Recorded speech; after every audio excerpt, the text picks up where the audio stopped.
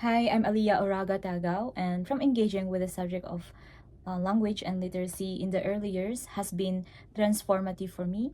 I now see that literacy is not a narrow skill, but as dynamic, multimodal, and socially embedded practice. Through readings, tasks, and theory, I see how the language and literacy are acquired, practiced, and nurtured from birth. There are five key insights that shape my own understanding.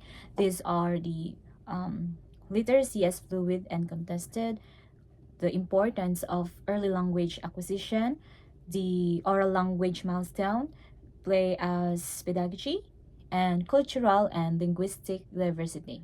I realized early that literacy is not fixed but it's constantly evolving.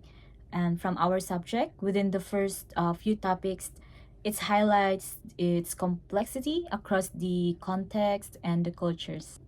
Through engaging with multiliteracies, I now view it as a holistic meaning making, and I aim to design the lessons that integrate the oral, visual, gestural, and digital text to reflect the 21st century communication.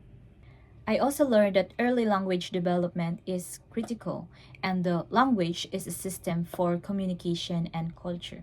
I was struck that babies, even at 3 days old, they can distinguish speech sounds, and by 1 year, their brains specialize in the language that they hear. This showed me that language learning is active and shaped by rich environment. I now see everyday interactions like naming objects or singing rhymes build a strong linguistic foundations. I came to appreciate how the vital of the stages of oral language are. By 18 months, the children are used 5 to 50 words, and by the age of 2, they can form a short telegraphic sentence. I realized they often understand far more than they can say, which calls for patience and scaffolding. By age 4, when the theory of minds emerge, I can see how language deeply social and shaping empathy and relationships. This made me more attentive to the children, how they can express themselves and how I can support their growth.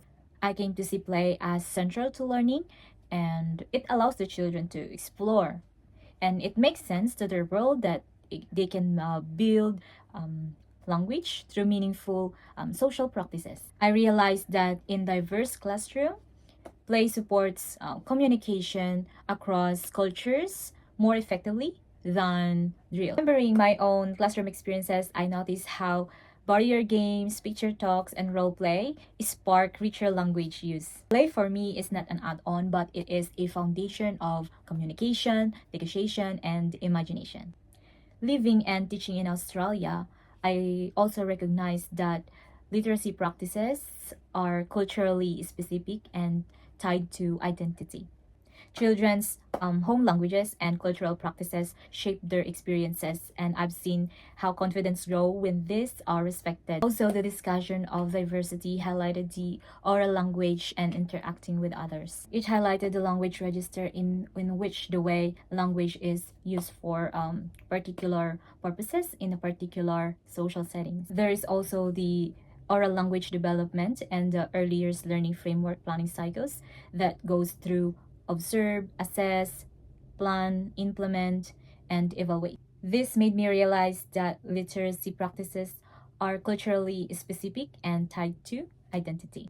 Children's home languages and cultural practices shape their literacy experiences, and the educators must respect and integrate this into classrooms.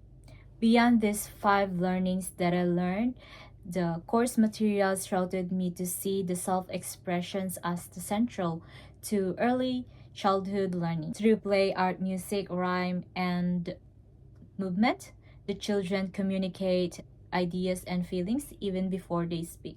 The early years learning frameworks reminds me that literacy grows from recognizing patterns and symbols, and I've seen how drawing, painting, and emergent writing scribbles and marks is a powerful beginner.